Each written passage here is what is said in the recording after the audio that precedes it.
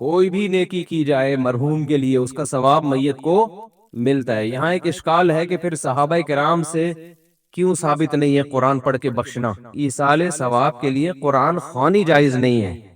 تو نبی صلی اللہ علیہ وسلم نے فرمایا جب انسان کی موت ہو جاتی ہے تین چیزیں جاری رہتی ہے اس کے عمل میں سے، صدقۃ جاریۃ، جو اس نے صدقہ چھوڑا جو ہمیشہ چلتا رہے گا، ولد صالح یدعو لہ، نیک اولاد جو اس کے لیے دعائیں مانگتی رہے گی، علم ینتفع بہ، وہ علم جس سے لوگ فائدہ اٹھاتے رہیں گے۔ اب لوگ کہتے ہیں اس میں ایصال ثواب کہاں سے آ گیا؟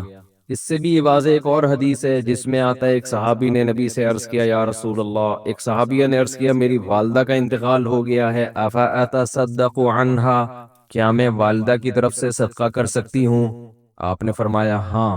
تو صدقہ اس کا ثواب کہاں کس کو پہنچ رہا ہے؟ اولاد صدقہ کر رہی ہے، اولاد دعا مانگ رہی ہے، ثواب کس کو مل رہا ہے؟ والدین کو مل رہا ہے۔ اسی سے فقہا نے استدلال کیا کہ صدقہ چونکہ ایک نیکی ہے تو کوئی بھی نیکی کر کے مرحوم والدین کو پہنچائی جا سکتی۔ اس کے لیے حدیث کے حوالے کی ریفرنس کی الگ سے ضرورت نہیں ہے، یہی ریفرنس کیا ہے؟ کافی ہے۔ اب لوگ کیا کرتے ہیں مسجد میں دریاں بچھا دیں، بھئی اس کا ثواب کس کو ملے گا؟ والدین کو۔ تو بعض لوگوں کو اشکال ہے کہ یہ دریاں بچھانا کہاں سے حدیث سے ثابت ہے؟ بھئی جب صدقہ کہہ دیا تو نیکی آ گئی نا، اس میں ہر نیکی آ گئی اس کے اندر، اس میں قرآن کی تلاوت کرنا بھی آ گیا، اس میں کسی غریب کو کھانا کھلانا بھی آ گیا، اس میں یتیم خانے میں پیسے جمع کرانا بھی آ گیا، اس میں یتیم خانہ بنانا بھی آ گیا، اس میں کسی مدرسے کے ساتھ تعاون کرنا بھی آ گیا، اس میں 2 رکعت نفل نماز پڑھنا بھی آ گیا۔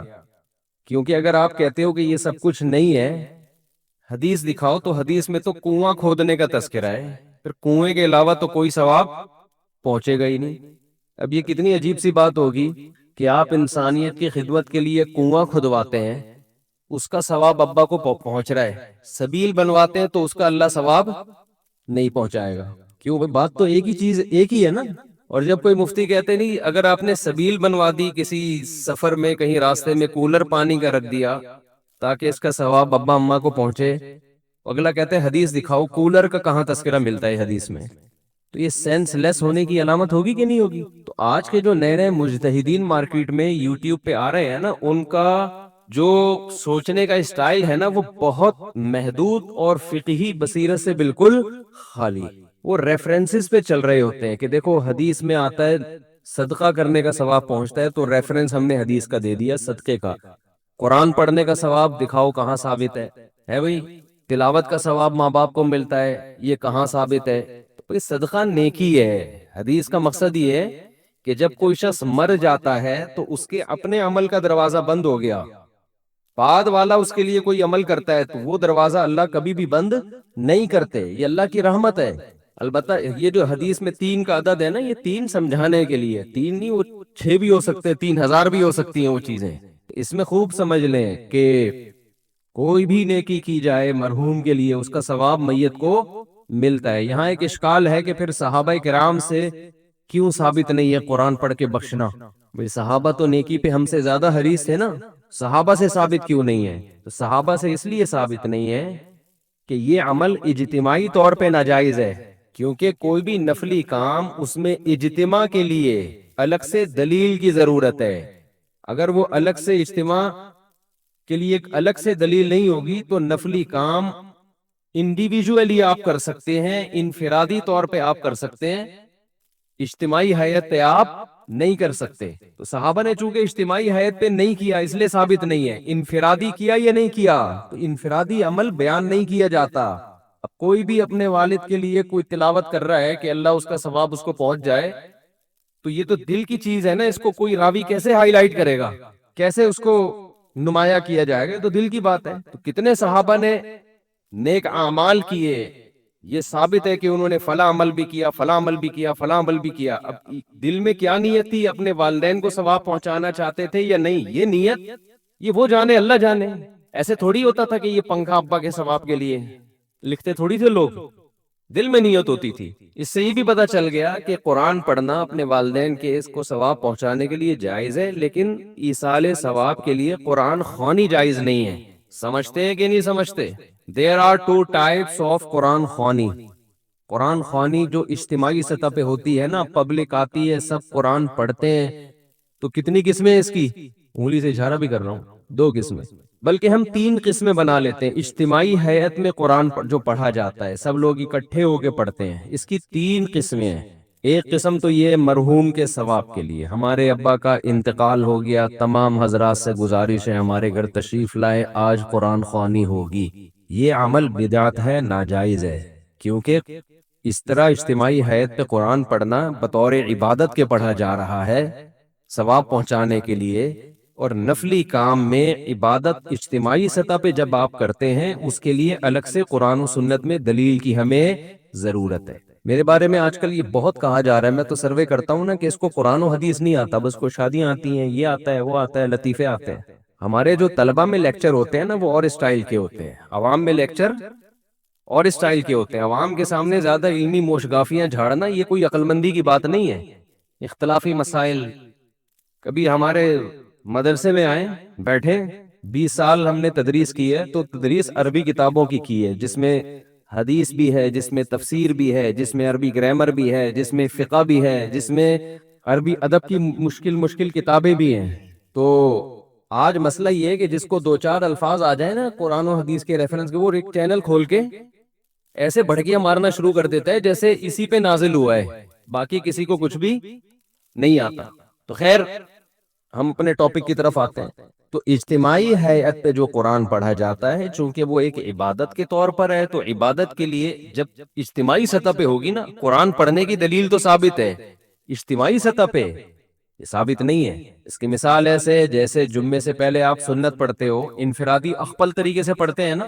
اگر اجتماعی حیات پہ ہو کہ تمام حضرات تشریف لے آئیں، آج ہم تہجد کی نماز پڑھ رہے ہیں، یا آج ہم فلاں فجر کی سنتیں پڑھ رہے ہیں، تمام حضرات تشریف لے آئے، تو یہ عمل کیا بن جائے گا؟ ناجائز. یہ اجتماعی حیات پہ نہیں ہوگا. فرض نماز اجتماعی طور پہ پڑھی جائے گی، اس میں بلایا بھی جائے گا اذان کے ذریعے، نفل نماز نہیں ہوگی. ایک دفعہ میں نے بیان میں یہ کہہ دیا کہ تہجد کی نماز جماعت کے ساتھ، جو اتنی بڑی بڑی جماعتیں ہوتی ہیں، جائز نہیں ہے. تو نیچے لوگوں کے کمنٹس آئے ہوئے تھے، لو جی ایک نیا مسئلہ آ گیا، تہجد بغیر. پھر پوچھنے لگے اس کی دلیل کیا ہے، کوئی حدیث کا ریفرنس تو دیا نہیں مفتی صاحب نے، بس مسئلہ بتا دیا. اتنے نیچے نیگیٹو کمنٹس کہ ان لوگوں کو یہ اپنے فرقے کے گول کیپر ہیں، یہ اپنے فرقے کو پھیلانے کی کوشش کر رہے ہیں. دیکھو بغیر دلیل کے، جس بیچارے کو یہ نہ پتا ہو، جن بیچاروں کو کہ دلیل اس کے ذمہ ہوتی ہے جو دعویٰ کرتا ہے. دلیل کس کے ذمہ ہوتی ہے؟ جو دعویٰ کرتا ہے. جو دعویٰ کرے گا نا کہ تہجد کی جماعت اتنی بڑی حیات کے ساتھ کہ پبلک کو بلا کے اکٹھے جماعت کرائی جائے، وہ ایک نیا مسئلہ بیان کر رہا ہے. اس سے ہم پوچھیں گے قرآن و سنت سے اس کا ثبوت دکھاؤ، کہیں بھی نہیں ہے. تو دلیل اس کے ذمہ جو اس عمل کو جائز کہہ رہا ہے، جو ناجائز کہہ رہا ہے اس کے ذمہ ریفرنس پیش کرنا نہیں ہے. وہ بغیر ریفرنس کے اس کی بات زیادہ مضبوط ہے. نہیں آئی میرا غلط بات سمجھ؟ میں کہوں وسیم بھائی نے میرے 1 لاکھ روپے چرائے ہیں، اللہ نہ کرے وسیم بھائی ایسے نہیں ہے. وسیم بھائی کہہ رہے ہیں میں نے کوئی نہیں لیے، کورٹ میں کیس گیا، میں کہہ رہا ہوں وسیم نے لیے ہیں. عدالت، وسیم کہہ رہے ہیں میں نے نہیں لیے، عدالت مجھ سے کہتی ہے گواہ پیش کرو، دلیل دو اس نے لیے ہیں. میں کہتا ہوں دلیل یہ دے گا کہ اس نے نہیں لیے ہیں. بولو نا کیا ہو گیا؟ یہ کوئی عقل مندی کی بات ہوگی؟ میں بولوں گا کہ اس نے لیے ہیں، وہ کہے گا میں نے نہیں لیے. عدالت کہتی ہے مجھے کہ گواہ پیش کرو کہ اس نے چوری کی ہے، تمہیں کوئی کیمرہ دکھاؤ، کوئی دلیل دو.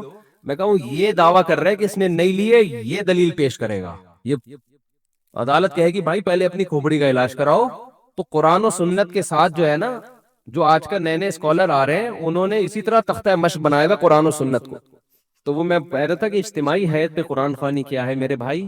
بولو نا جائز نہیں. اس کیوں جائز نہیں ہے؟ جب اجتماعی سطح پہ کوئی عمل کرتے ہیں، جیسے تہجد ہے، تہجد میں نبی صلی اللہ علیہ وسلم نے لوگوں کو جمع کر کے کبھی نہیں بلایا، کوئی ایسی روایت نہیں ہے. ہمیشہ آپ نے تہجد پڑھی، 1 2 3 4 صحابہ آپ کے ساتھ شامل ہو گئے. یہ جائز ہے، ہم بھی اس کو جائز کہتے ہیں. امام ابو حنیفہ کو چونکہ قرآن و سنت بہت اچھی طرح سے آتا تھا، لہذا اس عمل کو امام حنیفہ جائز کہتے ہیں. بھائی اتفاقی طور پر کوئی تہجد کے لیے کھڑا ہوا ہے، 2 4 آدمی اس کے پیچھے آ جائیں، اعلان کر کے کہ فلاں اتنے بج کے اتنے منٹ پہ ہمارے یہاں تہجد کی نماز ہوگی، تمام حضرات تشریف لے آئیں.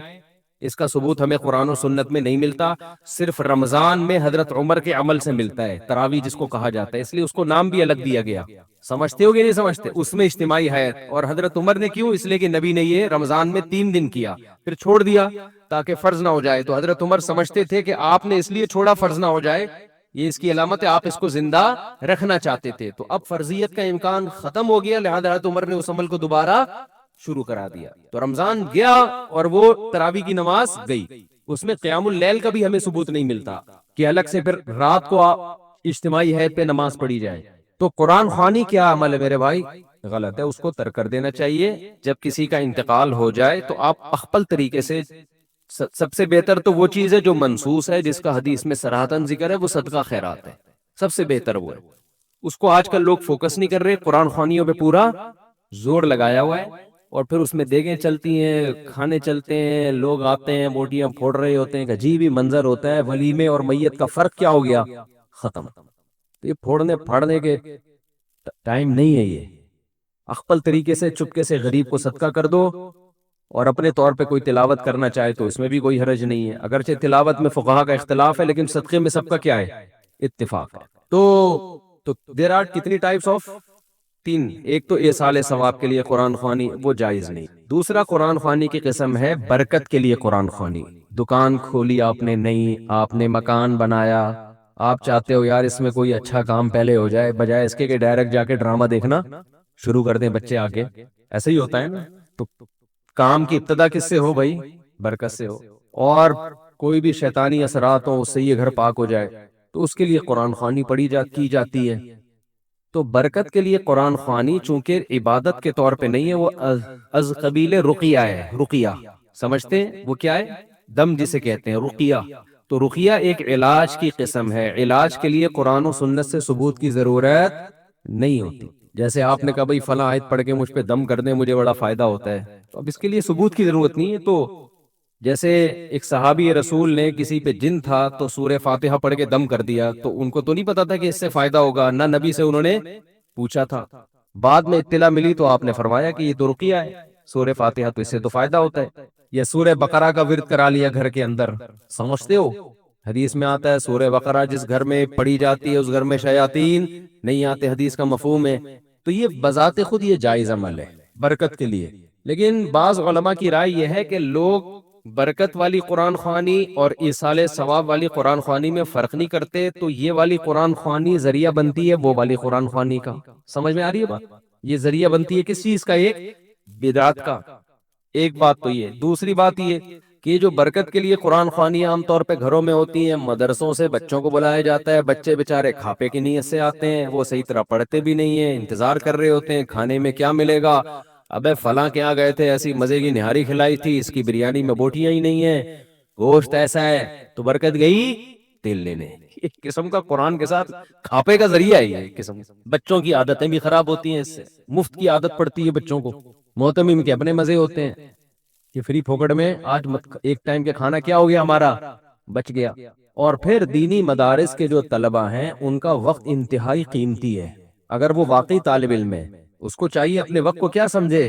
قیمتی۔ ادھر سے دعوت آ رہی ہے ادھر قرآن خوانی میں جا رہا ہے، ادھر سے دعوت آ رہی ہے ادھر، یہ دینی مدرسوں کے طلبہ کے وقار کے خلاف ہے۔ ہمارے حضرت فرمایا کرتے تھے کہ علماء یا طلبہ ان کی مثال ایسے ہے جیسے بوتل پانی سے بھر لی فل، ایک بلبلہ بھی نہیں ہے اس میں، اب آپ اس میں اگر پانی کا ایک قطرہ بھی ڈالیں گے نا تو پرانا ایک قطرہ نکالنا پڑے گا، پھر نیا قطرہ ایڈجسٹ ہوگا اس میں۔ تو فرماتے تھے علماء کا 24 گھنٹے، طلبہ اور علماء یہ اللہ کے وارث ہیں، ان کے اوقات اتنے قیمتی ہیں کہ ان کا جو اسکیجول صبح سے لے کے رات اور رات سے لے کے صبح تک ایسا ہونا چاہیے کہ اس میں کوئی نئی چیز آ ہی نہ سکے۔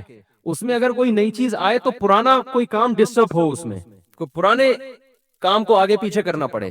تو اب یہ دیکھا جائے گا کہ پرانا زیادہ امپورٹنٹ ہے یا نیا زیادہ امپورٹنٹ ہے۔ اگر نیا کام ایسا آ گیا ہے کہ پرانے کام کا نقصان کرنا پڑ رہا ہے، پھر تو نیا کام اس میں ڈالیں اپنے اسکیجول میں، اور پرانے کو کیا کر دیں، ایک دن کے لیے ناغا کر دیں۔ اور اگر نیا والا پرانے والے سے زیادہ امپورٹنٹ نہیں ہے تو نئے والے کو کیا کر دیں، کینسل، ہٹا دیں اس کو۔ سمجھ میں نہیں آ رہی بات؟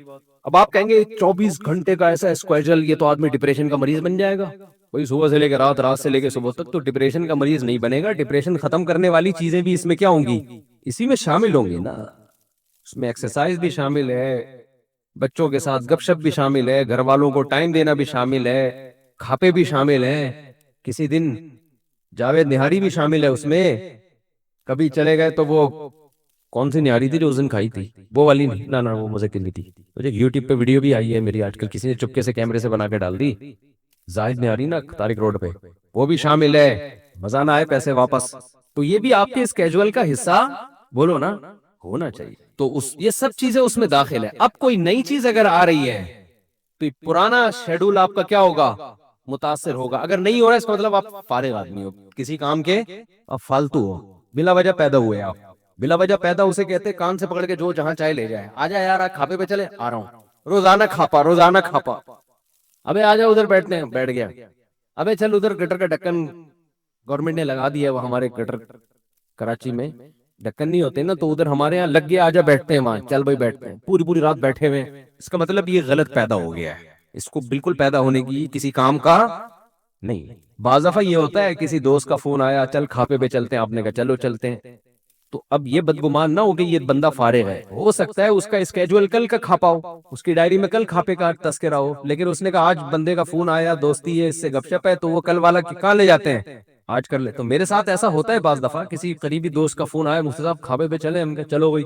وہ ہوتا یہ ہے کہ وہ جمعرات کو کہیں ڈائری میں کھاپا ڈالا ہوا ہوتا ہے، تو اس کو ہم اس دوست کی وجہ سے 2 دن پہلے لے آتے ہیں، پھر وہ 2 دن والا اسکپ کر دیتے ہیں، جو آج والا کام ہے وہ اس دن ڈال دیتے ہیں. سمجھتے کہ نہیں سمجھتے؟ ایک ڈائری بنایا کریں ایسے، پورا ہفتہ اس میں آپ کے سامنے ہو وہ پیج، پورا ہفتہ اس میں آپ کے. یہ ابھی میں بتاتا ہوں، یہ حدیث کی تشریح میں بتاتا ہوں میں تو، کیونکہ یہ حدیث کی میں نے تشریح شروع کر دی، وہ پھر ترتیب سے چلے گی تو زیادہ فائدہ ہوگا. ابھی میں وہ قرآن خوانی کا وہ جلدی سے مکمل کر کے پھر وہ حدیث پڑھی ہے نا، اس میں یہ آئے گا تذکرہ انشاءاللہ. صلو علی الحبیب. تو خیر آپ نے دوسری قسم میں قرآن خوانی کی رقیہ، جس کو برکت کی قرآن خوانی کہتے ہیں، تو فی نفسی ہی یعنی بذات خود یہ جائز عمل ہے، لیکن بعض علماء اس کے خلاف ہیں کہ بھئی گھر والے بیٹھ کے کر لیں، جیسے سورہ بقرہ پڑھنی ہے سب اکٹھے گھر والے کر لیں. یہ باہر سے ادھر ادھر سے پبلک کو بلانا اور یہ سب چیزیں، اس کے فسادات زیادہ ہیں، اس میں وہ برکت رہتی بھی نہیں ہے. کھاپے کا تذکرہ زیادہ ہوتا ہے، اور جو رقیہ کا جو مقصد تھا وہ مقصد پوری طرح حاصل نہیں ہوتا. بہرحال اگر کوئی کرتا بھی ہے تو اس پہ اتنا سخت انکار نہیں کیا جائے گا. کوئی برکت کے لیے قرآن پڑھوا لیتا ہے، بے شک بچوں سے ہی پڑھوا لیتا ہے، تو فی نفسی یہ جائز عمل ہے. تیسری قرآن خوانی وہ ہے جو اتفاق سے لوگ جمع ہوتے ہوں کسی ترتیب کی وجہ سے. اس کی مثال ایسے ہے جیسے ہم فجر سے پہلے 2 سنتیں پڑھتے ہیں نا، تو اب سب لوگ آ کے پڑھ رہے ہوں، لوگوں نے جمع نہیں کیا، لیکن چونکہ ٹائم ہے سنتوں کا تو سب پڑھ رہے ہوتے ہیں، تو دیکھنے میں ایسا لگتا ہے سب اجتماعی سطح پہ پڑھ رہے ہیں، حالانکہ وہ ایک اتفاقی ان کا آپس میں ربط ہو گیا ہے. تو ایسے ہی دینی مدرسوں میں یہ ہوتا ہے کہ بچوں کو تلاوت کا ٹائم دیا جاتا ہے، تو اس کا ٹائم بتایا جاتا ہے، بھائی صبح ناشتہ ہے اتنے بجے، پھر پڑھائی ہے، پھر یہ ہے، پھر یوں ہے، پھر رات عشاء ہے، پھر عشاء کے بعد سب نے کیا کر رہا ہے، قرآن کی تلاوت کرنی ہے. تو یہ ایک نظم کے تحت ہے. اس کو وہ قرآن خوانی، وہ والی قرآن خوانی نہیں کہیں گے جو بدعت ہے، یہ تو ایک نظم کے طور پر. بعض فوجی اداروں میں ہمیں دیکھنے کو ملا، رینجرز کے ایک بڑے آفیسر تھے، انہوں نے بتایا کہ ہمارے ہاں فجر کی نماز کے بعد پابندی ہے، تمام جتنے بھی فوجی ہیں نا، جو رینجرز کے ملازمین ہیں، وہ سب قرآن کی تلاوت کریں گے. تو ایک ٹائم دیا ہوا ہے نا، تو یہ مینجمنٹ کے لیے ایک ٹائم دیا ہوا ہے، اس کو مینج کرنے کے لیے یہ بھی جائز ہے، اس میں بھی کوئی حرج نہیں ہے. یہ ایک ترتیب پہ لانے کے لیے سب کو، کیونکہ پھر ان کا باقی ٹائم نہیں ملے گا نا ان کو تلاوت کا سارا دن. تو گھر میں بھی آپ کر سکتے ہیں، بچوں کے لیے ایک ٹائم بنا دیں، بھائی صبح اتنے بجے ایک سے لے کر اتنے بجے تک سب بچے انسان کے بچے بن کے بیٹھ جائیں گے. سارا دن تو موبائل لگا رہتا ہے. اب یہ اتنے بج کے اتنے منٹ پر سب بچے کون سے بچے بنیں گے؟ انسان کے بچے. لہذا قرآن سب کے ہاتھ میں ہوگا، دعائیں کی کتاب ہوگی، ذکر اذکار ہوگا. اسی طرح یہ بھی ہے کہ اجتماعی ہیئت پہ ذکر اللہ بھی جائز نہیں ہے. خوب سمجھ لیں، جیسے اعلان ہوتا ہے مسجد سے ہمارے ہاں ذکر کی محفل لگ رہی ہے، تمام حضرات تشریف لے آئیں، پھر سارے آ جاتے ہیں، پھر ذکر کرایا جاتا ہے، یہ بدعت عمل ہے، جائز نہیں ہے. لیکن اگر آپ کسی تربیت گاہ میں گئے ہیں جس کو خانقاہ کہا جاتا ہے، کوئی شیخ و مرشد ہے جن سے آپ بیعت ہیں، سہ روزہ لگایا، اپنے 10 دن کے لیے گئے ان کی خانقاہ میں، تو انہوں نے اپنے مریدوں کے لیے ایک ٹائم رکھا ہوا ہے، بھائی صبح اتنے بجے سب نے تہجد میں آنا ہے. یہ ٹریننگ سینٹر ہے نا. اور پھر 7 بجے سب نے ذکر کے لیے بیٹھنا ہے. تو یہ بھی چونکہ اس کا یہ وہ اجتماعی حیات والا ذکر نہیں ہے، بلکہ یہ بھی ایک تربیت کے لیے نظام الاوقات تو ہوگا نا کوئی نہ کوئی، کہ کھانے کا ٹائم ہے تو یہ ذکر کا ٹائم ہے، تو یہ تلاوت کا ٹائم ہے. تو یہ وہ بدعت ذکر میں داخل نہیں ہے. لیکن جو نارملی ہمارے یہاں بعض مسجدوں سے اعلانات ہو رہے ہوتے ہیں، یا نمازیوں کو اعلان کیا جاتا ہے بھائی 4 بجے ہمارے ہاں ذکر کیا جائے گا، تمام حضرات تشریف لے آئے. یہ بدعت ہے کہ تمام حضرات کیوں تشریف لے آئے بھائی؟ کوئی آپ کا کوئی وہ چل رہا ہے، اگر کوئی تربیتی پروگرام چل رہا ہے تو جو تربیت کے لیے آئے ہوئے ہیں وہ بیٹھے ہوئے ہیں آپ کے پاس، تو ان کو آپ بتا دیں بھائی عصر کے بعد ذکر ہوگا، مغرب کے بعد تلاوت ہوگی، 4 بجے تہجد کے لیے سب اٹھیں گے، اور تمہارے باپ کو بھی اٹھنا پڑے گا اس میں، یعنی معذرت کے ساتھ، یعنی زبردستی اٹھائیں گے آپ. تو یہ زبردستی ٹریننگ کے لیے ہے، تو اس کو اس اجتماعی ہیئت میں شامل نہیں کیا. ہم نے جب 3 دن کی ٹریننگ کروائی کنٹری کلب میں، پورے ملک سے لوگ آئے تھے، تو ہم نے ان کو 4 بجے تہجد کے لیے اٹھاتے تھے، ان کو کہتے تھے آپ کے باپ کو بھی اٹھنا پڑے گا، کسی کو سونے کی اجازت نہیں ہے. اور پھر 5 بجے ہم ان سے جاگنگ کروایا کرتے تھے، اور جاگنگ میں بھی ہم نے ان سے کہہ دیا تھا کہ آپ کے باپ کو بھی جاگنگ بولو کرنی پڑے گی، کیونکہ یہ جو دیندار لوگ ہیں نا، یہ جاگنگ نہ کرنے کی وجہ سے بھی آڑے ترچے. دیندار کیا سب برابر ہیں اس میں، دیندار تو پھر بھی تھوڑا بہت نماز کے لیے چل کے آ جاتے ہیں. میں دیندار کا تذکرہ اس لیے کیا کہ ہم تو دینداروں کو فوکس کر رہے تھے نا، ورنہ یہ ہماری پوری قوم کا المیہ ہے کہ پوستی پن الحمدللہ اتنا زیادہ ہماری قوم میں آ گیا ہے کہ اللہ کی پناہ. بس اب میں پھر جاؤں گا تو پھر بہت لمبا بیان اسی پہ ہو جائے گا. سوتے ہیں تو سوتے ہی پڑے رہتے ہیں، سوتے رہتے ہیں، سوتے رہتے ہیں، نہ چل سکتے ہیں نہ ہل سکتے ہیں. اللہ تعالیٰ مغفرت فرمائے انتقال کے بعد، کیونکہ انتقال کا چانس میں کوشش کرتا ہوں کہیں سیڑھیوں پہ کہیں جانا ہے نا تو لفٹ کے ذریعے حتی الامکان کوشش کرتا ہوں بچو. کہیں بھی آپ کہیں فلیٹ میں رہتے ہیں، کہیں جانا ہوتا ہے، سیڑھیوں سے جایا کرو میرے بھائی. لفٹ کا استعمال کم، لفٹ کو لفٹ کر دو، لفٹ نہ دو لفٹ کو. لیو لیفٹ، لیفٹ ہے نا، لیو دو اس کو لفٹ کو، تو اس کو لفٹ نہیں کراؤ الا یہ کہ کہیں جلدی ہے. مجھے آپ ایک بات بتائیے کہ اگر کوئی مجھ سے یہ پوچھے، آپ یہاں اتنے بڑے بڑے تاجر ہیں، بہت سارے لوگ، بہت سارے بلڈر ہیں یہاں پہ جنہوں نے بڑی بڑی بلڈنگیں بنائی ہوں گی، اگر میں آپ کو یہاں پر بلڈنگیں بنانے کے طریقے اور کاروبار میں پیسہ انویسٹ کرنے کا طریقہ اور کس بزنس میں کتنا پیسہ ہے، یہ سب چیزیں بتانا شروع کر دوں تو آپ کو یقیناً برا لگے گا. آپ کہیں گے مفتی صاحب یہ ہمارا ٹاپک ہے، یہ آپ کا ٹاپک. اچھا، میں جب سینٹینس کو نامکمل چھوڑوں، اس کو میری طرف سے ہٹا دیں، جب میں کوئی جملہ ادھورا چھوڑوں گا تو آپ نے اس کو کمپلیٹ کرنا ہے، تاکہ مجھے یہ احساس ہو کہ آپ میرے ساتھ میری بات چیت میں شریک ہیں. میں سمجھا پا رہا ہوں اپنی بات؟ جزاک اللہ. تو میں اگر آپ کو یہاں پیسہ کمانے کے طریقے بتانا شروع کر دوں، بلڈنگیں کہاں بنانی چاہیے، کہاں نہیں بنانی چاہیے، اس وقت بلڈنگ میں انویسٹ کرنے کا موقع ہے یا نہیں ہے، یہ بتانا شروع کر دوں، میرا خیال ہے آپ کو برا لگے گا کہ مولوی صاحب یہ آپ کا ٹاپک نہیں ہے، یہ ہمارا ٹاپک ہے، ہمیں پتہ ہے ہم نے کس سے مشورہ لینا ہے. آپ کا جو ٹاپک ہے نا، کائنڈلی آپ اس پہ بات کریں. کیا خیال ہے، ایسا کہیں گے کہ نہیں کہیں گے؟ آپ کو دین کی بات کے لیے بلائے گے، آپ کیا یہ ڈالر اور کرنسی کا فرق اور یہ سب چیزیں لے کے بیٹھ گئے؟ اس سے ہمیں یہ پتہ چلتا ہے کہ بھائی دنیا میں جو جس کی فیلڈ ہے نا، اس کو اسی موضوع پر بات کرنے کی اجازت ہے. جو جس کی فیلڈ نہیں ہے اسے اس ٹاپک پر بات کرنے کی اجازت، کمپلیٹ کر لیں نا سینٹنس، نہیں ہونی چاہیے. آپ میں سے کوئی اگر تاجر ہے، بزنس کر رہا ہے، کسی کے گردے میں تکلیف ہے اور وہ آپ کے پاس آئے کہ آپ نے یہ بلڈنگ بنا دی، اتنی زبردست بلڈنگ بنائی، اربوں روپے انویسٹ کیے، اس پہ کروڑوں روپے کمائے آپ نے، اتنے قابل آدمی ہیں، کائنڈلی میرے گردے میں بہت شدید تکلیف ہے، آپ اس کو ٹھیک کرنے کا کوئی طریقہ بتا دیں. آپ جواب میں کیا کہیں گے آپ کہ بھائی آپ کا اصل میں گردے کا مسئلہ نہیں، آپ کی کھوپڑی کا مسئلہ ہے. آپ گردے سے پہلے کس کا علاج کرائیں؟ کھوپڑی کا. یہ جو کام ڈاکٹر کا تھا اس کام کے لیے آپ کس کے پاس آ رہے ہیں؟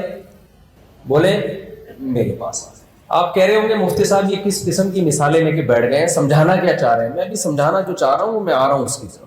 ہمارے ساتھ بہت بڑا مسئلہ یہ ہے کہ ہم ہر چیز ہر ایک سے لینے کی کوشش کر رہے ہیں، جس کے پاس ہے اس سے بھی اور جس کے پاس نہیں ہے اس سے بھی.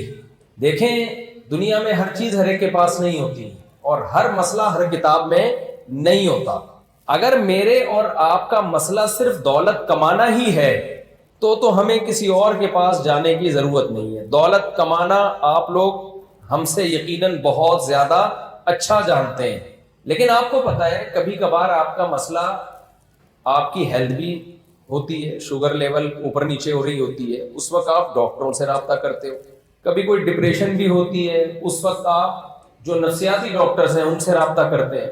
کبھی ملکی حالات خراب ہونے کی طرف جا رہے ہوتے ہیں، سیاستدانوں سے رابطہ کرتے ہیں آپ، تو اس سے ہمیں پتہ چلا کہ بھائی ہم کبھی بیگم ٹینشن دے رہی ہوتی ہے تو سسرال یا اسرائیل سے رابطہ کرتے ہیں. سسرال کا دوسرا نام اسرائیل بھی ہے پیار سے، اور اس میں جو داماد ہے نا وہ فلسطینیوں کی طرح ہی ہوتا ہے سسرال کے ساتھ. تو ہمارے مسائل صرف دولت نہیں ہے، بیسیوں اور بھی بہت سارے ہماری زندگی میں مسائل ہیں. جب آپ کی زندگی میں بہت سارے مسائل آتے ہیں تو آپ کیا کرتے ہیں؟ یقیناً سارے مسائل کو حل کرنے کی کوشش کرتے ہیں، ایسا ہے نا؟ لیکن اس میں ترجیح کس کو دیتے ہیں؟ بھائی جو بڑا مسئلہ ہے اس کو سب سے پہلے حل کیا جائے، چھوٹے مسئلوں کو بعد کے لیے رکھ دیا جائے. اسی اصول پہ زندگی گزاری جاتی ہے کہ بڑے مسئلے پہلے حل، چھوٹے مسئلے بعد. جب انسان دنیا میں آیا نا تو اس کو بھوک لگی، اس نے کہا میرا مسئلہ روٹی ہے، روٹی ملنی چاہیے. اس نے کھیتی باڑی کی، جب روٹی ملنا شروع ہو گئی اس نے کہا میرا مسئلہ لباس بھی ہے، اس کو لباس کی فکر ہوئی. اس نے کہا میرا مسئلہ مکان ہے، اس کو گھر کی فکر ہوئی. تو ان تین چیزوں میں جس کو روٹی، کپڑا اور مکان کہتے ہیں، کمپٹیشن شروع ہو گیا جو آدم علیہ السلام کے زمانے سے لے کے اب تک چلا. اللہ نے انسان کو عقل دی ہے، اس نے اپنی زندگی کو ہر آنے والے دن بہتر سے بہتر بنانے کی کوشش میں مقابلہ شروع کیا. کچھ اس دوڑ میں پیچھے رہ گئے، کچھ بڑھتے بڑھتے آگے، اور کچھ بہت زیادہ آگے، بہت ہی آگے نکل گئے. اس کا نقصان یہ ہوا کہ ہم یہ سمجھ بیٹھے کہ ہمارے مسئلے یہی ہیں. ہمارا سب سے بڑا مسئلہ کیا ہے؟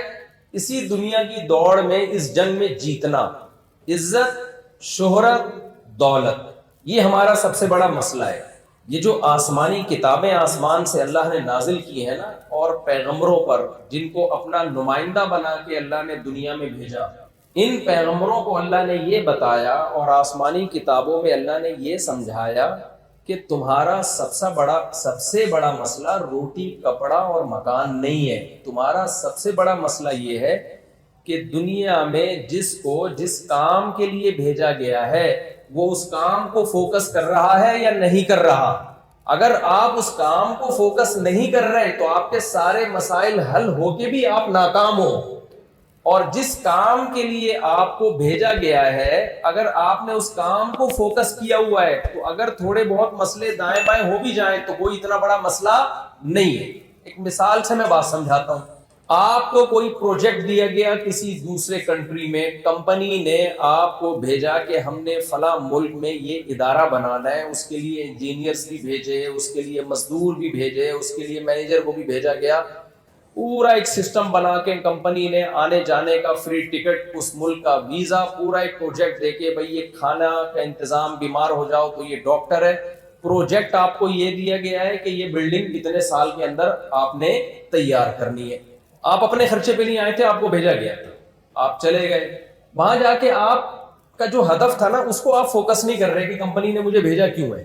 آپ اس میں لگے ہوئے ہو کہ مجھے علاج کا الاؤنس پورا مل رہا ہے کہ نہیں مل رہا، مجھے جو مختلف قسم کے الاؤنسز تھے کھانے پینے کے، رہائش کے، وہ پورے مل رہے ہیں کہ نہیں مل رہے. تو لوگ آپ کو کیا کہیں گے؟ بھائی یہ آپ کے چھوٹے مسائل ہیں. اصل مسئلہ یہ ہے کہ آپ کو جو کام دے کے بھیجا گیا تھا آپ وہ کام کو فوکس کر رہے ہیں کہ نہیں کر رہے. اگر آپ نے وہ کام کو فوکس نہیں کیا کمپنی آپ سے ساری سہولتیں چھین لے گی، سب کا آپ کو حساب دینا پڑے گا. تو دیکھو بھائی، دنیا میں دو نظریات ہیں، خوب اچھی طرح سے میری بات سمجھیں. کچھ لوگ کہتے ہیں کہ ہم دنیا میں خود بخود آئے ہیں، بھیجے نہیں گئے ہیں. کمپنی نے آپ کو بھیجا نا ایک پروجیکٹ دے کے، باہر آپ نے کنسٹرکشن کرنی ہے، یہ تعمیر یہ کرنا ہے، وہاں جا کے آپ پیڑے کھانے میں لگے ہوئے ہو، آپ اس کام کو فوکس ہی نہیں کر رہے. اب کوئی عقل مند آپ کو آ کے سمجھاتا ہے یار آپ کو کمپنی نے یہاں بھیجا ہے ایک کام کے لیے، ایک خاص ہدف دیا ہے، ٹاسک دی ہے، آپ ٹھیک ہے سہولتوں سے فائدہ تو اٹھائیں لیکن اس ٹاسک کو تو فوکس کریں. آپ جواب میں کہتے ہو میں تو خود آیا ہوں، اپنے خرچے پہ آیا ہوں، مجھے کسی نے نہیں بھیجا یہاں پہ. تو اگر آپ کی بات درست ہے تو پھر ٹھیک ہے، آپ لائف کو انجوائے کریں. لیکن اگر آپ کی بات غلط ثابت ہو گئی تو لوگ کیا کہیں گے؟ بھائی تم جس طرح سے لائف کو یہاں انجوائے کر رہے ہو نا، یہ وہ لوگ انجوائے کرتے ہیں جو اپنے خرچے پہ آتے ہیں، اپنی مرضی سے ٹکٹ کراتے ہیں. جس غریب کو کسی نے ٹکٹ کرا کے بھیجا ہو، جس مزدور کو کمپنی نے آنے جانے کا کرایہ دیا ہو، ویزا بھی خود لگایا ہو، ساری سہولتوں کا بھی خود انتظام کیا ہو، اس مزدور پہ اس قسم کی باتیں جچتی نہیں ہیں. اور یہ لائف اسٹائل اس پہ جچتا نہیں ہے، کیونکہ تم آئے نہیں ہو، تمہیں یہاں پر بھیجا گیا ہے. تو دنیا میں یہ خوب سمجھ لیں اس وقت دو نظریات ہیں. کچھ لوگ کہتے ہیں کہ ہم دنیا میں خود بخود پیدا ہوئے ہیں، خود بخود آئے ہیں، یہ دنیا بگ بینگ تھیوری کے نتیجے میں دھماکے سے پھٹی اور پھر ایوالو ہوتے ہوتے آٹومیٹیکلی ایک سیل وجود میں آیا، پھر اس سیل سے جانور وجود میں آیا، بندر وجود میں آیا، بندر سے ہوتے ہوتے آٹومیٹیکلی ایک انسان بن گیا، گائے بن گئی، بھینس بن گئی، کتے بلے مرغیاں سب آٹومیٹیکلی یہ سارا نظام سج دھج کے تیار ہو گیا.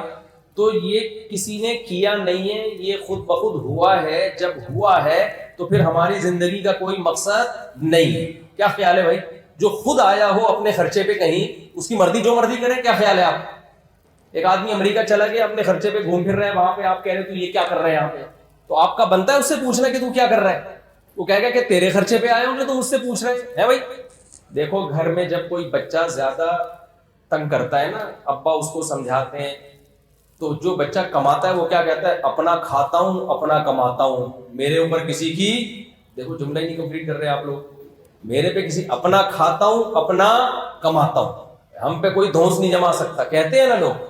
لیکن نہ اپنا کھاتا ہے کم بخت، نہ اپنا کماتا ہے، ابا کے ٹکڑوں پہ پلتا ہے اور گھر میں باپ بن کے بیٹھا ہوا ہے. تو ابا برداشت کرے گا اس کو؟ پھر وہ کہے گا کہ میری چلے گی. بھائی تیری جب چلے گی جب تیرے اپنا خرچہ ہوگا. تبھی میں لڑکوں سے کہتا ہوں نا، لوڑے لپاڑے جو کراچی کے، کہ ہمارے ابا جو ہے ہماری شادی نہیں کر رہے، تو اور پھر میری مرضی کی شادی نہیں کر رہے، تو میں کہتا ہوں کہ خرچہ آپ اپنی مرضی سے کر رہے ہو یا ابا کا خرچے پہ ہو رہی ہے؟ کہتے ہیں ابا کے خرچے پہ ہو رہی ہے. تو میں کہتا ہوں جب ابا پہ خرچے پہ ہوگی تو پھر شادی کس کی مرضی سے ہوگی؟ ابا کی مرضی سے. تمہاری مرضی سے جب ہوگی، جب خرچہ بھی تمہارا، گھر بھی تمہارا، گیس بجلی کا بل بھی تمہارا. تو دیکھو دنیا میں کچھ لوگ ایسے ہیں جو یہ کہتے ہیں ہم بھیجے نہیں گئے ہیں، ہم ایک دھماکے کے نتیجے میں وجود میں آ گئے ہیں، یہ سب آٹومیٹیکلی ہو رہا ہے. قرآن نے ان لوگوں کو یوں بیان کیا، ان ہی الا حیاتنا الدنیا نموت ونحیا وما یہلکنا الا الدہر، کہ یہ سب آٹومیٹیکلی سب کچھ خود بخود ہو رہا ہے. ہم مرتے ہیں جیتے ہیں، یہ سب نیچر کا حصہ ہے، یہ سب نیچرل ہے، اس میں کسی کے ارادے کا کوئی عمل دخل نہیں. تو میرے بھائی اگر آپ لوگوں کا بھی یہ نظریہ ہے، پھر تو پیسہ کمائیں. پھر وہ شعر ہے نا اکبر الہ آبادی کا، چھوڑ لٹریچر اپنی ہسٹری کو بھول جا، شیخ و مسجد سے تعلق قطع کر اسکول جا. 4 دن کی زندگی ہے، کوفت سے کیا فائدہ، کھا ڈبل روٹی کلر کی کر خوشی سے بھول جا. سمجھ میں آ رہی ہے بات کی نہیں آ رہی؟ تو لائف کو جتنا انجوائے کر رہے ہیں اس سے بھی زیادہ انجوائے کریں. پھر ایسے انجوائے کریں جیسے گورا کر رہا ہے. ہم لوگ تو نہ ادھر کے نہ ادھر کے. پھر ابا کو کیوں رکھا ہوا ہے گھر میں سنبھال کے آپ لوگوں نے؟ گورا کیا کہتا ہے بھائی؟ Life is the name of entertainment, یہی کہتا ہے نا گورا. لہذا وہ کہتا ہے کہ انٹرٹینمنٹ میں جو چیز بھی رکاوٹ بنے گی وہ کباب میں ہڈی ہے. کباب میں ہڈی کو کھایا جاتا ہے یا پھینکا جاتا ہے؟ دیکھو آپ لوگ جواب ہی نہیں دے رہے. پھینکا جاتا ہے. تو وہ کہہ رہے ہیں بوڑھا ابا بھی کباب میں ہڈی ہے، لہذا پھینکا جائے گا اولڈ ہاؤس میں. بوڑھی اما کباب میں ہڈی، لہذا کہاں پھینکی جائے گی وہ؟ اولڈ ہاؤس میں. گوروں کے ابا اما کا مستقبل کیا ہے؟ Old house. کہتے ہیں ادھر ایک فادر ڈے مدر ڈے میں تھوڑا سا سلام دعا کر لیں گے، کوئی 5-10 روپے کی چاکلیٹ بھیج لیں گے، کیونکہ لائف انٹرٹینمنٹ کا نام ہے. بوڑھا ابا کھانسے گا، اما کھانسے گی، جراثیم پھیلیں گے. ہم جراثیم لیس زندگی گزارنا چاہتے ہیں، جراثیموں والی زندگی سے ہمیں شدید نفرت. سمجھ میں آ رہی ہے بات کہ نہیں آ رہی؟ اچھا، گورے نے کہا کہ life is the name of entertainment, لہذا انٹرٹینمنٹ میں شادی بھی بہت بڑی رکاوٹ ہے، کیونکہ صرف بیوی نہیں ملتی آپ کو. انہوں نے مسلم فیملیز میں دیکھ لیا کہ 4-5 سالے بھی جہیز میں ملتے ہیں آپ کو، ایک آدھ سسر بھی آپ کو جہیز میں ملتے ہیں، ساس بھی جہیز میں ملتی ہے. میں ابھی سسرالیوں کی دعوتیں نمٹا رہا ہوں، آج بھی جانا ہے کہیں سسرال مجھے. سمجھ رہے ہو گورا اس ٹینشن سے کیا ہے؟ میں نے ان سے کہا تھا میں یہاں کھانا نہیں کھاؤں گا، ابھی کھانا ہے نا دینے آ رہی ہیں. انہوں نے مجھے کہا کہ مفتی صاحب آپ نے کھانا کھانا ہے. میں نے کہا امپاسبل، کیونکہ میرے ایک سسرال میں آج میری دعوت ہے. میں فلسطینی ہو کے اسرائیل سے پھڈا، بولو یہ والا پھڈا نہیں لے سکتا، بس یہ ابھی نمبر لگے ہوئے ہیں نا سسرال. گورا اس ٹینشن سے کیا ہے؟ بولو آزاد. نہ سالہ ان کا، نہ ساس، نہ سسر، جو اماں کو اولڈ ہاؤس میں رکھتے ہیں وہ ساس کو بقرعید پہ کہاں پوچھے گا؟ کیا خیال ہے بھائی؟ وہ ساس کو کدھر جا کے پوچھے گا؟ کہ ہمارے یہاں تو اس پہ جھگڑے ہوتے ہیں کہ میرا بھائی، بیوی بولتی ہے میرا بھائی آیا تھا، اس کو سموسوں کا نہیں پوچھا، اس کو چائے کا نہیں پوچھا، اس پہ جھگڑے ہوئے ہم نے دیکھے ہیں گھروں کے اندر. میرے بھائی آتے ہیں، آپ باہر نکل کے چلے گئے، وہ کچھ نہیں لگتا آپ کا. گورا سگا بھائی بھی آئے گا نا تو مرضی ہے، تو ٹینشن فری. پھر انہوں نے کہا کیونکہ life is the name of entertainment, تو انہوں نے کہا بھائی شراب پینے سے انسان کا دماغ کیا ہوتا ہے؟ ریلیکس. تو وہ اس بحث میں پڑھتے ہیں کہ حلال ہے حرام ہے؟ بولو نا. ان کے کوئی مولوی مفتی ہوتے ہیں انگریزوں کے؟ سب سے بڑی ٹینشن تو مولانا صاحب ہے. گائے کے 2 دانت ہیں، کھیری، اتنی ٹینشنیں لوگوں میں چلتی ہے نا بقرعید کے دنوں میں. خود بھی ٹینشن، علماء کو بھی ٹینشن. مفتی صاحب گائے کی دم نہیں ہے، قربانی ہو جائے گی، یہ ٹینشن ہے گورے کے پاس. اور ایک عجیب ٹینشن جو میں بھگتا ہوا ہوں، گائے آپ لے کر آئے بقرعید کے دنوں میں، سارے پرزے سلامت، گھر آ کے جب آپ نے پیار کیا، دم تک پہنچے تو دم ہاتھ میں آ گئی.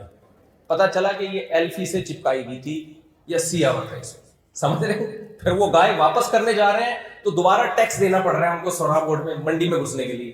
تو گورے نے شراب کو لیگل کر دیا. اس نے نکاح اپنی سوسائٹی سے، شادی بیاہ اپنی سوسائٹی سے ختم. اس نے کہا بیوی بہت بڑی ٹینشن ہے، گرل فرینڈ میں کوئی ٹینشن بولو نہیں. گرل فرینڈ 100 بھی رکھو، 100 رکھو گرل فرینڈ یار.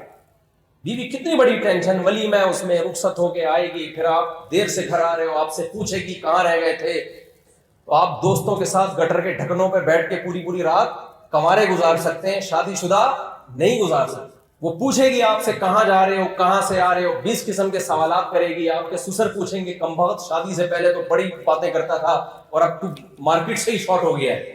گورے نے اس کا حل سوچا، کیونکہ گورا کہتا ہے کہ ہم بنائے نہیں گئے ہیں. ڈارون کی تھیوری کے تحت ہم آٹومیٹیکلی خود بخود بولو وجود میں ہے. خود بخود ہے تو کیا مطلب؟ مقصد تو تھوڑی ہے، یہی مقصد ہے لائف کو انجوائے کرو، مزے اڑاؤ بس. ہاں اتنے مزے انہوں نے لیگل نہیں کیے کہ آپس میں ایک دوسرے کو کاٹنا شروع کر دیں. شراب کی لمٹ کر دی بھائی، اتنی نہیں پینی کہ پی کے الٹے ہی ہو جاؤ، پتہ ہی نہ چلے کہ جہاز سیدھا اڑا رہے ہو یا الٹا اڑا.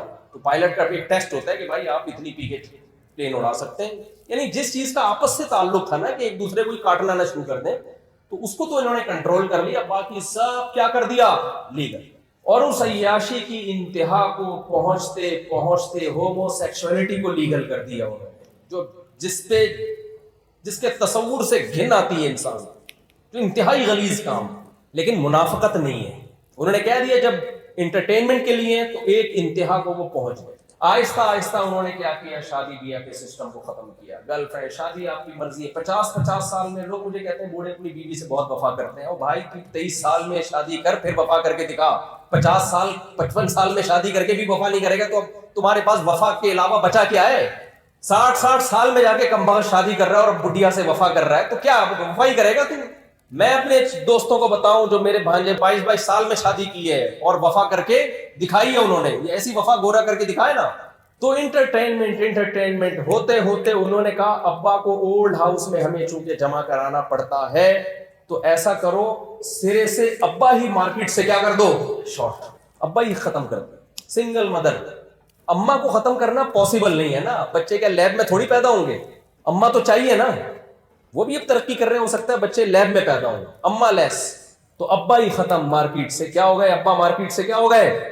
شارٹ. ہماری مارکیٹوں سے چینی شارٹ ہوتی ہے، ہم روتے ہیں، چیختے ہیں، احتجاج کرتے ہیں. خدا کی قسم مارکیٹوں سے چینی کا یا گنے کا شارٹ ہو جانا یا ڈیزل اور پیٹرول کا شارٹ ہو جانا انسانیت کے لیے اتنا بدنما داغ نہیں ہے اخلاقیات کے لیے، لیکن مارکیٹ سے ابا ہی شارٹ ہو جانا کسی قوم، یہ اخلاقیات اور تہذیب کا انتہائی درجے کا زوال ہے. بھائی میں سمجھا پا رہا ہوں اپنی بات؟ آپ لوگ کو کچھ سمجھ میں آ رہی ہے کہ نہیں آ رہی؟ تو میں آپ سے، میں گورے کی برائیاں نہیں کر رہا، میں اس کی تعریفیں کر رہا ہوں کہ وہ ایک سائڈ کے کھڈے لائن لگ گیا ہے، وہ ایک سائڈ پہ ہو گیا کہ یار جب انٹرٹینمنٹ ہے نا تو ہر وہ چیز جو انٹرٹینمنٹ میں رکاوٹ بنے اس کو سائڈ پہ لگا. ابا رکاوٹ بنے، ابا ہٹا دیا. اما رکاوٹ، 18 سال میں بچے ٹاٹا کر کے اما کو جا رہے ہوتے ہیں، اما دیکھتے ہیں دوبارہ آپ سے ملاقات ہوتی ہے کہ نہیں. سارا خاندانی نظام کی ایسی کی تیسی. نماز روزہ تو سوال ہی پیدا نہیں ہوتا. ہمارے یہاں جتنا بھی بے نمازی ہوگا جمعے کو تھوڑی بہت اس کو فکر ہوگی کہ یار کہیں جگہ مل جائے، بے شک سڑک پہ ہی مل جائے جگہ. تو ایک لائف یہ ہے میرے بھائی، یہ ان لوگوں کی لائف ہے جو کہتے ہیں ہمیں پیدا کرنے والا کوئی بولو نہیں. تو اگر آپ کا بھی یہی نظریہ ہے تو آپ بالکل ادھر کو لڑک جاؤ. لیکن ایک نظریہ وہ ہے جو قرآن بیان کرتا ہے ام خلقوا من غیر شیء ام هم الخالقون. اللہ کہتا ہے کیسے ڈارون کی باتوں پہ بھلا کوئی خود بھی بن سکتا ہے؟ آج تک کبھی ایسا ہوا کوئی چیز بنی؟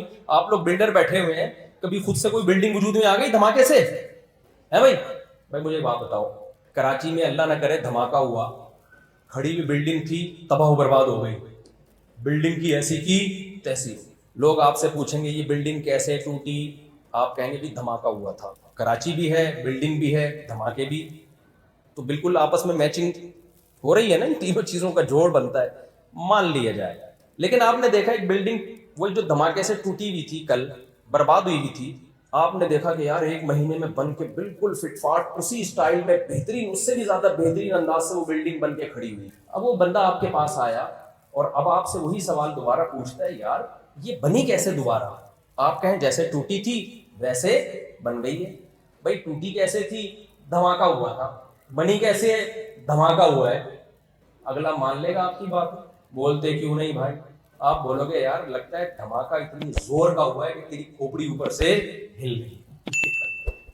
کوئی ایسا منظم دھماکہ نہیں ہوتا جس سے چیزیں میں اتنی خوبصورت مینجمنٹ پیدا ہو جائے.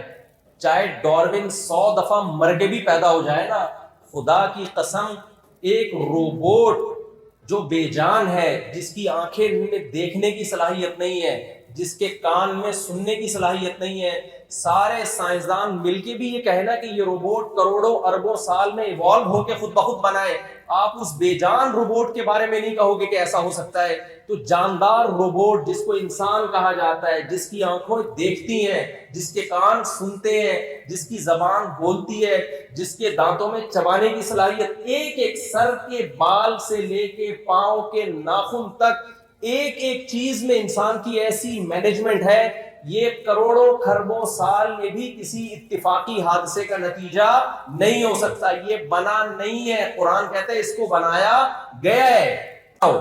ہمارے ایک دوست لندن میں نا, ان کو ایتھیسٹ ٹکر گیا, اس نے کہا, تو انہوں نے اس ایتھیسٹ سے پوچھا کہ کیسے بنے ہو تم؟ اس نے کہا وہ ایوالو ہوئے ہیں, آہستہ آہستہ بندر سے ہوتے ہوتے انسان بن گیا. اس نے کہا یار ایوالو اتنا خوبصورت یہ ایوالو ہونے کا عمل کہ بچہ جب تک پیدا نہیں ہوتا تو ماں کی چھاتیوں میں دودھ بھی نہیں ہوتا, ادھر پیدا ہوا ادھر چھاتیوں میں دودھ آ گیا. تو نیچر اتنی ذہین ہے, اس کو پتا ہے کہ کس وقت کیا کرنا ہے. بتاؤ میرے بھائی, تو نیچر خود بخود اتنی خوبصورت مینجمنٹ سے سارے کام آٹومیٹیکلی کرتی چلی آ رہی ہے. کیا نیچر کے پاس اتنا ذہین دماغ ہے, اتنی بہترین کھوپڑی ہے سوچنے کے لیے کہ پہلے ماں روٹی کھاتی ہے, اس روٹی سے بچے کی آنکھ, ناک, کان, دل, دماغ, جگر, گردے, پھیپھڑے, یہ چیزیں بن رہی ہیں.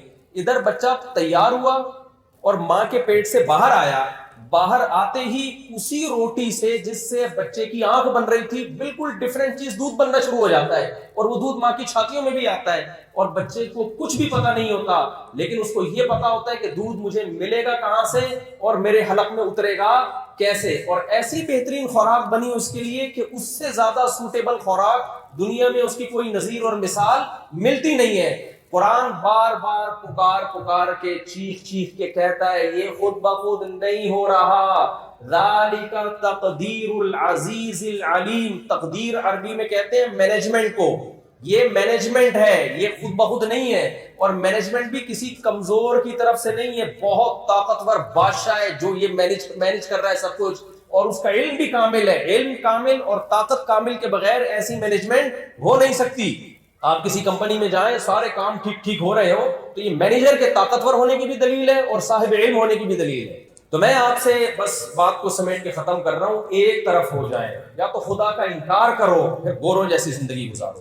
ہماری جو ینگ جنریشن ہے نا, اس کو پتہ ہی نہیں کہ ہم ہیں کدھر کو, اور اگر خدا کا انکار نہیں کر سکتے اور واقعی نہیں ہو سکتا, کس چیز کی تعویل کرو گے؟ ایک ملحد ہے ہمارے جاننے والوں میں, ایتھیسٹ ہے, صبح شام ڈارون چیختا رہتا ہے بیٹھ. میں نے اس سے کہا, میں نے اس کو ایک جنگل کی ڈاکومنٹری بھیجی, اس میں کیا ہے, مرغی کے چھوٹے چھوٹے چوزے ہیں, ایک بہت بڑی چیل حملہ کرتی ہے ان چوزوں کو پکڑنے کے لیے, مرغی اپنی جان پہ کھیل کے اس چیل سے لڑتی ہے. میں نے کہا کیا یہ ایوالو ہونے کا نتیجہ ہے کہ اس کے دل میں اپنے بچوں کی اتنی محبت کہ اپنی جان قربان کرنے کا جذبہ ہے، اپنے بچوں کو ضائع ہونے سے بچا رہی ہے. یہ آٹومیٹیکلی کون سے انسٹیٹیوٹ میں اس نے سیکھا ہے، کون سے ادارے میں اس کو یہ ٹریننگ دی گئی ہے کہ بچوں کی ایسی تربیت کی جاتی ہے، اس کے دماغ میں ایسے ہارمونز کس نے پیدا کر دیے. اور ہم دیکھتے ہیں اس کائنات میں ایسی مینجمنٹ ہے، جس جانور کا گروتھ ریشو بہت زیادہ ہے اس کے دل میں اللہ نے ماں کی ممتا ختم کر دی ہے، اور جس جانور کا گروتھ ریشو بہت کم ہے ان کی ماؤں کے دلوں میں ممتا اتنی ہی زیادہ ہے. سانپ اتنے انڈے دیتا ہے، ہزاروں کھا جاتا ہے. کیوں؟ سانپنی جو ہے اس کی مادہ، کیونکہ اگر وہ بچے نا تو زمین پہ قدم رکھنا ممکن نہیں رہے. تو ایسی خوبصورت مینجمنٹ جو اس کائنات میں ہے یہ کسی طاقتور بادشاہ کے بغیر ممکن نہیں ہے. تو اللہ نے کیا فرمایا؟ اسلام کا خلاصہ کیا ہے؟ کھاؤ بھی پاکیزہ. سمجھ رہے ہو؟ عقیدہ بھی کیا ہونا چاہیے؟ صاف ستھرا. جو ہوتا ہے ایک اللہ سے ہوتا ہے. یا ایھا الناس انتم الفقراء الی اللہ، اے لوگو سب اللہ کے محتاج. سب کس کے محتاج ہیں؟ اللہ کے. تو اور تیسری چیز وَاعْمَلُوا صَالِحًا، عمل بھی کیا ہونا چاہیے؟ پاکیزہ. دودھ پاکیزہ چیز ہے، آپ پی سکتے ہیں. شراب پاکیزہ ہے یا ناپاک؟ بولو نا بھائی. اللہ نے کہا ایک قطرہ بھی پینے کی اجازت نہیں. چرس پاکیزہ ہے یا ناپاک؟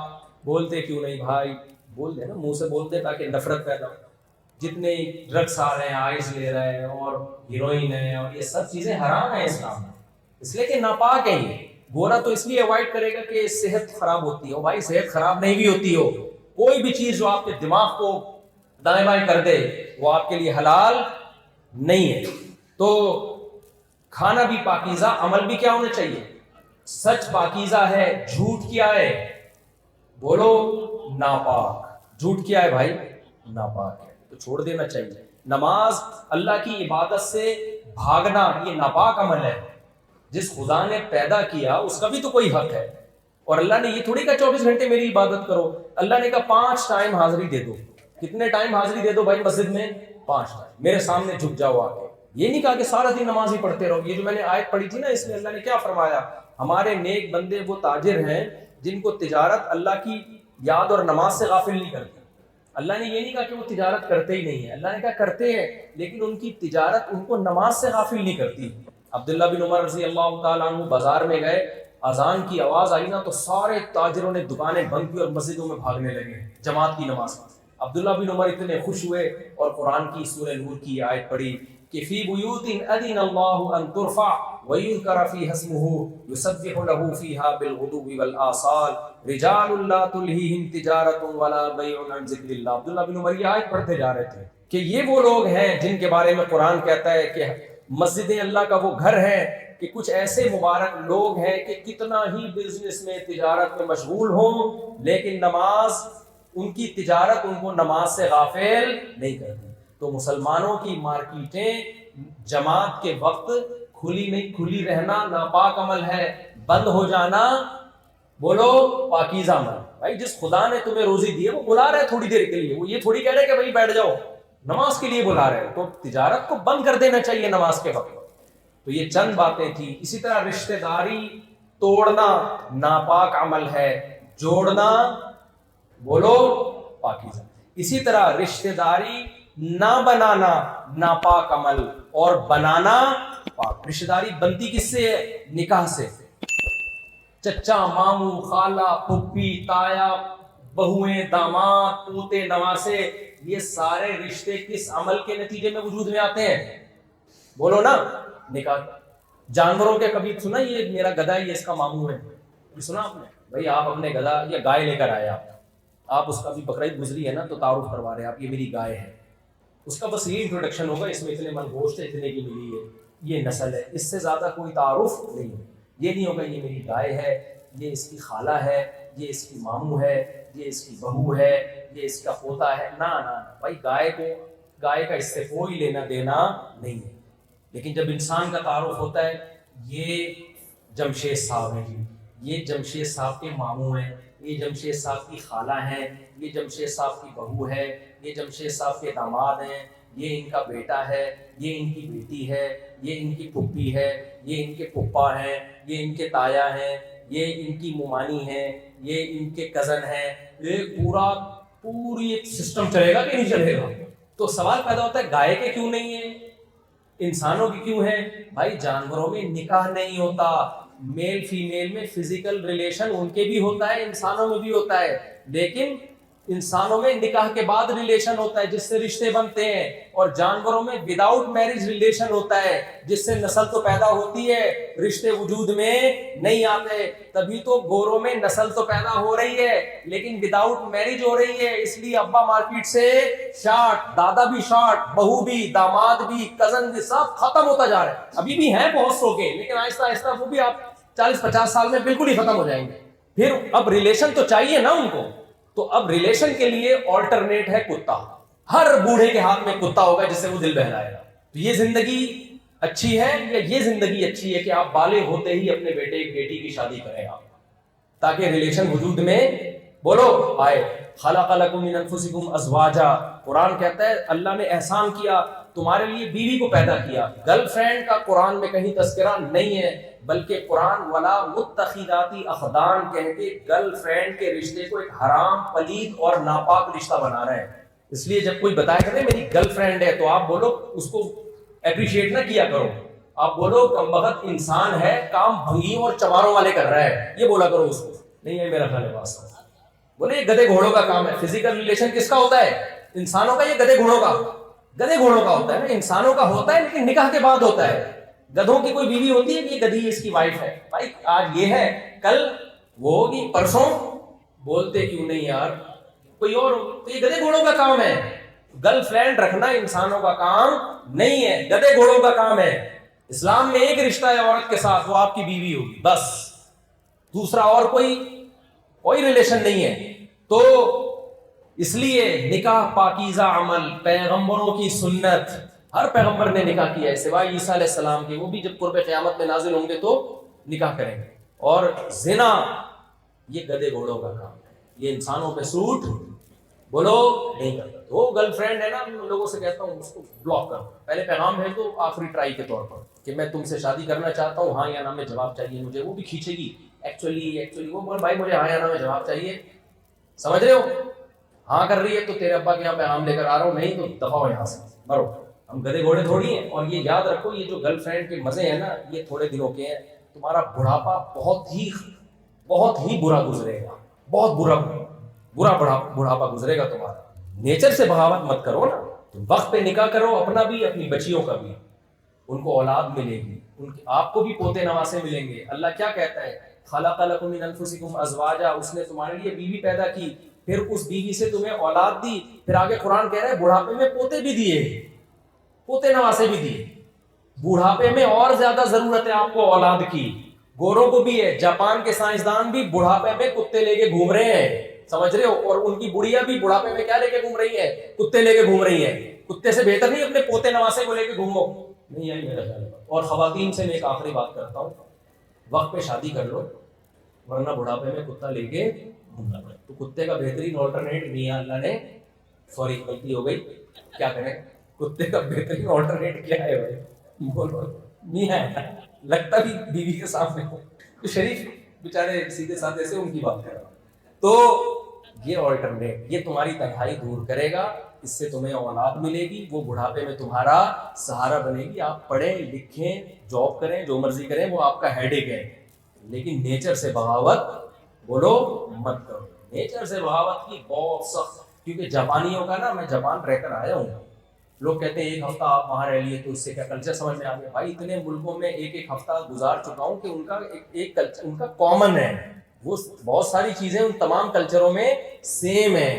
तो उसमें यही है कि जापान में ना बूढ़े आदमी को जैसे हम उबर और करीम रेंट पे मंगवा लेते हैं ना, ऐसे एप्लीकेशन में बंदा रेंट पे बुलाते हैं, वहाँ की बुढ़ियां भी और वहाँ के साइंसदान बुढ़े भी।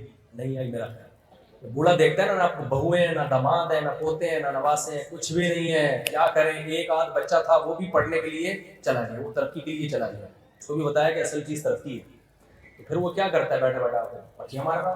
फिर वो एप्लीकेशन बना दी उन्होंने, बटन दबाए, 20 किस्म के बंदे आ रहे हैं, कौन सा चाहिए, तो ये वाला चाहिए, 1 घंटे के लिए इतना रेंट आ जाएगा, आपसे हंसी मजाक करेगा, मिस्टर बीन के क्लिप दिखा देगा आपको, अगर पाकिस्तानी होगा तो उमर शरीफ के 2-4 शो दिखा देगा आपको, پورا ہوتے وہ ایماندار ہیں, وہ 2 نمبر ہی نہیں کرتے. ہمارے ہاں اگر یہ رینٹ والا سسٹم بھی شروع ہوا نا, کم بخت آئے گا بھی آدھے گھنٹے بعد اور جائے گا بھی 10 منٹ پہلے, اور اس دوران بھی 20 منٹ واش روم میں گزار دے گا.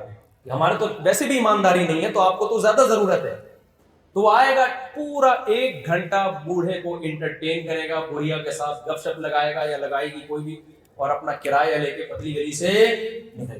اس لیے بھائی نیچر سے بغاوت مت کرو. تمہیں اللہ نے بڑا پیارا مذہب دیا ہے جسے اسلام کہا جاتا ہے, جس کی اللہ نے تعریف کی, فطرت اللہ التی فطر الناس علیہا, یہ وہ نیچر ہے جس پہ اللہ نے انسانوں کو پیدا کیا. تو خواتین سے گزارش کروں گا, پردے کو اپنا معمول بنائیں, اپنے گھروں کو آباد کرنے کی کوشش کریں.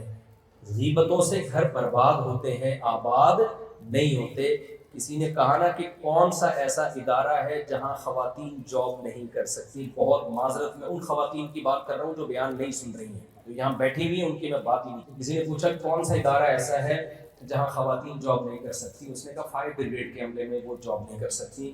کیوں بھائی؟ اس نے بتایا کہ خواتین کا کام آگ لگانا ہے, آگ بجھانا نہیں ہے. میں ان خواتین کی بات کر ہی نہیں جو یہاں بیٹھی ہوئی ہیں, تو غصہ ہونے کی ضرورت بالکل بھی نہیں. میں ان کی بات ہی نہیں کر رہا, میں ان کے علاوہ کی بات کر رہا ہوں. تو گھروں میں کیا ہے, غیبتوں کے ذریعے نا, ساس کو نند سے لڑا دیا, اس کو بہو سے لڑا دیا, اس کو ادھر سے لڑا دیا, ادھر لڑا دیا. یہ کوئی سلو کی کوئی بات ہی نہیں کر رہا. تو گھر جوڑنا بھی عورت کا کام ہے, توڑنا بھی کس کا کام ہے. اللہ تعالیٰ سے دعا ہے کہ اسلام کے پاکیزہ احکام پر اللہ ہم سب کو عمل کی توفیق عطا فرمائے, اور ان 2